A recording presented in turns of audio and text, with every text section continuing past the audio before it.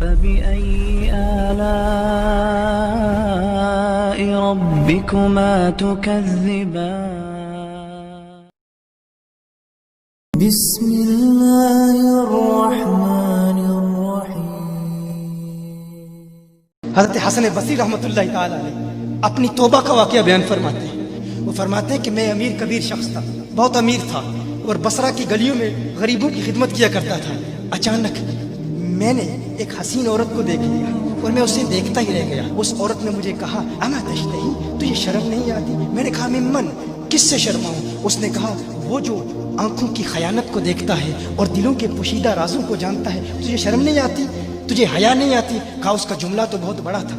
حسن بصری اپنی توبہ کا واقعہ بیان فرما رہے ہیں۔ فرمایا اس کا جملہ تو بہت بڑا تھا، لیکن وہ اتنی حسین تھی، ایسی خوبصورت تھی، میں پھر بھی مسلسل اسے دیکھتا رہا اور دیکھتا ہی رہ گیا۔ اور پھر آخر اس نے کہا کیوں بار بار مجھے دیکھتا ہے؟ میں نے اس عورت کو کہا کہ تیری آنکھیں اتنی خوبصورت ہیں کہ تیری جھیل جیسی آنکھوں میں ڈوبنے کا جی چاہتا ہے۔ اس عورت نے کہا اچھا تو ایسی بات کرتا ہے، تو یہاں انتظار کر۔ وہ عورت اپنے گھر میں چلی جاتی ہے۔ تھوڑی دیر کے بعد کہا میں انتظار کر رہا تھا۔ تھوڑی دیر کے بعد اس کی خادمہ آتی ہے، اس کے ہاتھ میں ایک تشت ہے اور اس تشت کے اندر اس پر ایک کپڑا ہے۔ کہا میں نے کپڑا اٹھایا تو اس میں اس کی 2 آنکھیں تھیں۔ اس نے اپنی 2 آنکھیں نکال کے اپنی خادمہ کو دے دی کہ اس کی وجہ سے اس کا دل دین سے دور ہوا ہے، مجھے یہ آنکھیں نہیں چاہیے۔ کہا اس پر ایک کاغذ تھا، کاغذ پر لکھا ہوا تھا مجھے ایسی آنکھوں کی ضرورت ہی نہیں جس سے ایک مرد فتنے میں مبتلا ہو جائے۔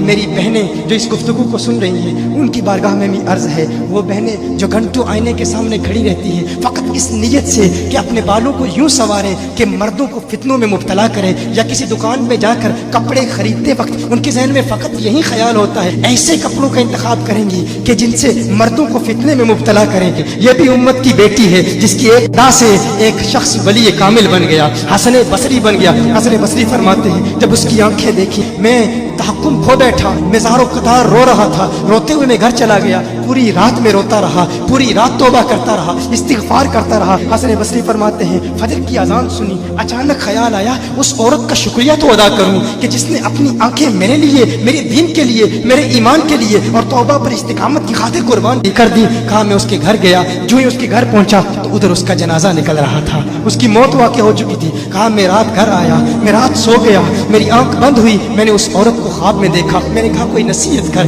اس عورت نے کہا کہ جب تنہائی میں ہو اللہ کا ذکر کرتے رہو، اور جب صبح کرو تو استغفار کرو، شام کے وقت استغفار پڑھو۔ کہا میں نے اس وقت توبہ کر لی، ایک عورت میری توبہ کا سبب بنی، ایک عورت کی وجہ سے مجھے توبہ پر استقامت ملی۔ یہی حسن بصری پھر وہ واقعہ بھی آتا ہے، وہ دور بھی آتا ہے، ان کا ڈر کتنا ہے، ان کا تقوی کتنا ہے، پرہیزگاری کتنی ہے۔ یہی حسن بصری، ایک دن ایک شخص نے حسن بصری رضی اللہ تعالی عنہ سے کہا ہے حسن بصری کیا آپ جانتے ہیں کہ جہنم سے جو شخص سب سے آخر میں جہنم سے نکالا جائے گا اور پھر یا حنانو یا منانو پڑھتا ہوا جہنم سے باہر نکلے گا؟ حسن بصری فرماتے ہیں کاش میں وہ شخص ہوتا، کاش میں وہ شخص ہوتا۔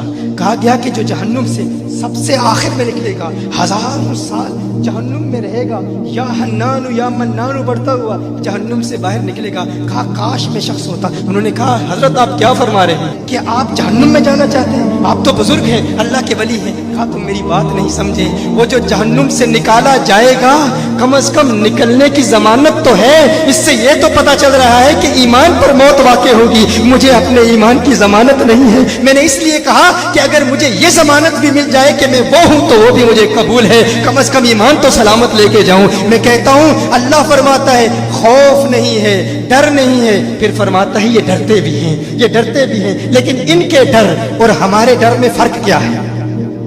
ان کے ڈر اور ہمارے ڈر میں فرق کیا ہے؟ وہ ایک سے ڈرتے ہیں، کسی دوسرے سے نہیں ڈرتے۔